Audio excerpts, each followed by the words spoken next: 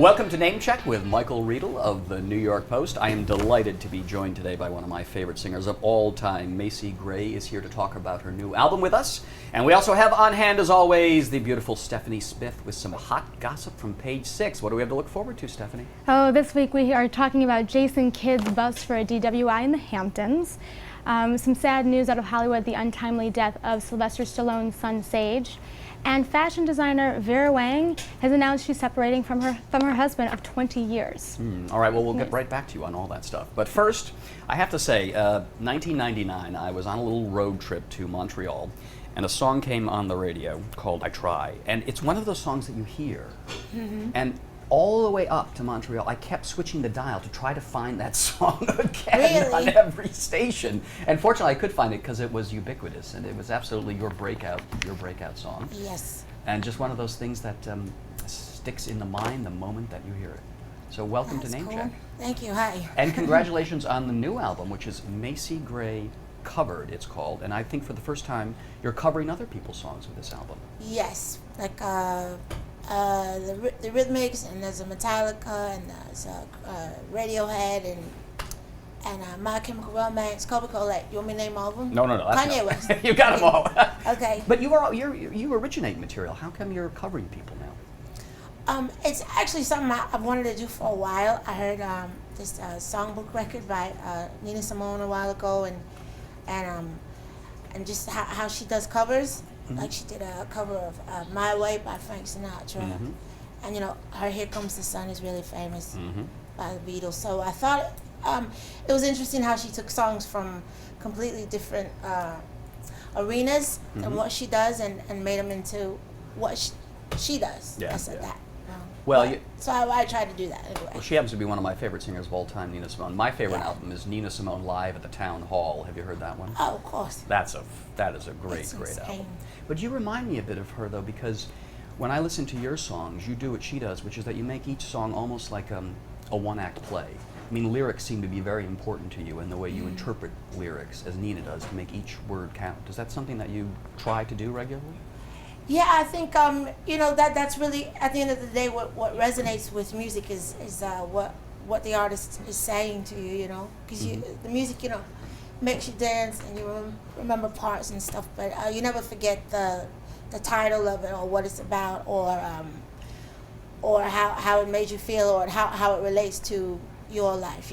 It's always the lyrics that really count the most in a song. But also, though, because you have this great voice, and I think real acting qualities too when you sing, so you wouldn't want to waste a lyric when you could really turn it into a performance of some kind.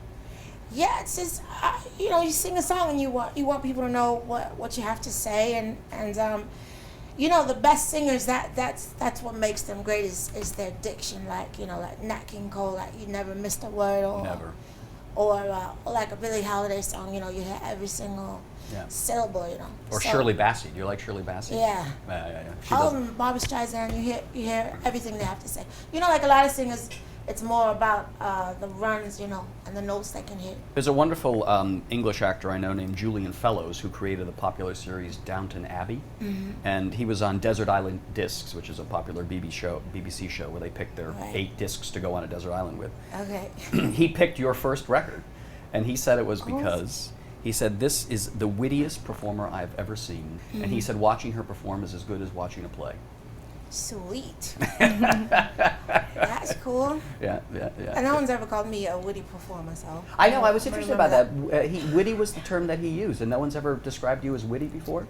Like in my personal life, every day. But I've never been called a witty singer. Now, you're an actress as well, I believe. I mean, I certainly know it from listening to the way you interpret a lyric, but I know that you've done some acting. You will continue along doing that?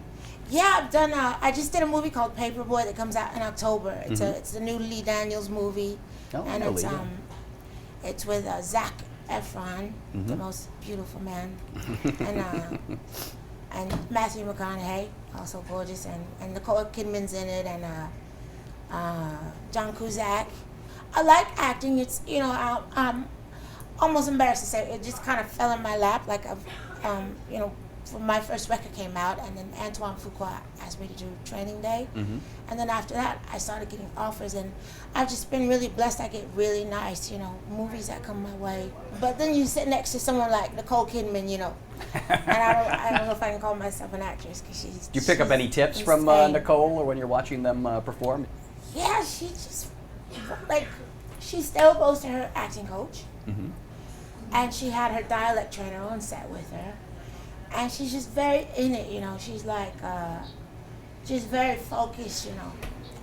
Sometimes you get good at what you do and you get comfortable and you say, oh, I'll do that tomorrow, but she's like still like she's just starting out, she's still hungry, and that's the best lesson to learn, especially when you become successful, is to not let that drive go, because that's why you got there. That's interesting, because you perform concerts all over the world, and I'm sure that when you have some of these hugely popular songs as you do you ever just get tired of singing the song even though the audience wants it, and you think, oh God, can I coast through this? Do I have to sing this song yet again? No, I don't actually, because I have so much fun being on stage, and when the audience sings back to you the songs that they know, and it's just a wild experience that you'd have to be crazy to get tired of that. That just doesn't happen to everybody, So I still ask my crew, like, is anybody out there? Like, I'm still happy when people show up to the shows, So I'm lucky that I still really, really enjoy it. Any chance that you would ever do a Nina Simone cover album? Because I know she means a lot to you, and she's wonderful, and you are in that category of singer who can really interpret a lyric. Yeah, we actually talked about that. We haven't picked one yet, but we actually gave that a lot of thought in lieu of this one, but we ended up doing this first. But it's definitely something I want to do. Beautiful, beautiful. Well, will you stick with us for a little bit? We're going to get a little gossip from Stephanie and then come back to you. Thank you. All right, Stephanie, let us know, hot off the presses from Page 6, what the latest buzz and news and gossip is. Well, the big news of the week was New York Nick Jason Kidd was busted for driving while intoxicated after slamming his Cadillac Escalade into a telephone pole early Sunday morning. Now, before the accident, Kidd had a good time at a charity event at a private home in East Hampton, but then had a really good time at SL East nightclub, where he was spotted dancing on banquettes and waving bottles and high-fiving everyone.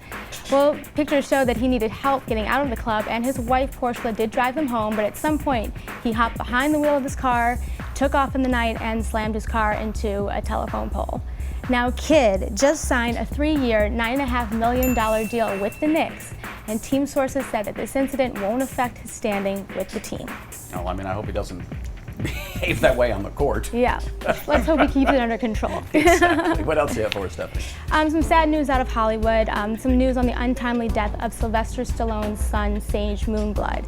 Now, Sage was found dead in his Los Angeles home late last week at the same time that Sylvester Stallone was promoting his new movie, The Expendables 2, at Comic-Con. Sage starred in Rocky V in 1990 with his father. Now, it'll take 2 months for toxicology reports to come back and confirm the cause of death, but sources say that dozens of bottles of prescription drugs and bags with suspicious white substance were found in his home. Cops say that the investigation is still ongoing, but have not found signs of foul play. So have we heard anything sad. from Sylvester Stallone? Has he put out a statement or anything? He's actually hired his own private investigator to investigate what happened to his son. Any happier news for us, Charlie? Well, not necessarily happier, but peaceful news. Some news from fashion designer Vera Wang. Now, she and her husband, Arthur Becker, have decided to separate after 23 years of marriage. The two have 2 daughters and have said they remain friends. Now, it's funny, Vera Wang has designed wedding dresses for Kim Kardashian and Chelsea Clinton, and Arthur has actually helped consult her as she's grown her business into this billion-dollar empire. But the two, they still say they were friends, and they were actually spotted out to dinner last week after they announced their separation. Well, they probably have an ongoing business partnership that's sort of difficult to unravel and untangle. Right, exactly. I'm sure it's beneficial for both of them to work together to... And finally, Halle Berry, I think we have Can you believe that? She got what happened hurt. here? She got hurt on the set of filming of her new movie, The Hive. Apparently, there was some sort of fight scene and she got hit in the head, and she was taken to the hospital. She was treated and released, and sources say she's back on set. Everything's fine. Now, this whole Jason Kidd thing is sort of interesting. You've been around the rock world, which is no stranger to all kinds of bad behavior and that sort of thing. You're surrounded by the clubs and that kind of lifestyle, but you can go off the rails, I would imagine, unless you have real discipline to get out there and perform those songs. How do you keep that in control? Well, I don't know. Maybe you just want to get drunk one night. You know, sometimes like something happens and it becomes like the end of the world when sometimes you just want to drink a lot, you know what I mean? Also, don't you ever get, sometimes I think they call it the performer's high, when you know you've given a great set, you've done a great job, and you just need something to kind of bring you down from the high of that excitement that you've generated. Oh yeah, that's true. I mean, you get really kind of like sprung after a show, and there's nothing to kind of feed it anymore because you're off stage. Yeah. So what happens is sometimes you crash. You either get really exhausted or you get really depressed. Sometimes I get really depressed after a show because you have all this energy and then everything's over, you know. And so so that's probably why, you know, a lot of people go to clubs and drink or whatever because you have all this like space to fill, you know. And there's nothing else that'll do that for you except for the high that you get it from in the first place, and that's done, you know. That's the real Everyone's trap. gone. Yeah, that's the trap of being a great performer, I think. I know a lot of them who say the loneliest time in their lives is when the show's over with. Yeah, it's pretty scary. You can get really depressed, like to the point where you don't want to, you know, you lock yourself in a room and stuff like that. Or you can be like, eat like me. I just go have a big pile of French fries and stuff. Well, I'm going to be lonely when you're leaving me here on name check. So can we hit the bar now and come down from our high? Exactly. Let's go to that bar he was at. All right, Macy Gray, incredibly talented singer. Really one of my favorites. Her new album is called Macy Gray Covered. I love it. Don't miss it. And you've been performing here in New York, and you're going to be on tour, I think, doing... Yeah, we're on tour now, and we're doing the Beacon tonight. We're going all through the states till we get to the West Coast. It ends in LA, I think. And a bonus is sometimes if people stick around after the show, you will be DJing, right? Aren't you you're a professional DJ, I'm told. I am. Yeah. So tonight we do the greenhouse. There's that big after party at the greenhouse. That's where we're at. Stephanie, we're going. We're going. Everybody to the greenhouse tonight. All right, Macy Gray, it's been a delight having you. Thank you so much. Thank you. And we will see you next time on Name Check. Yay! You made it through Name Check!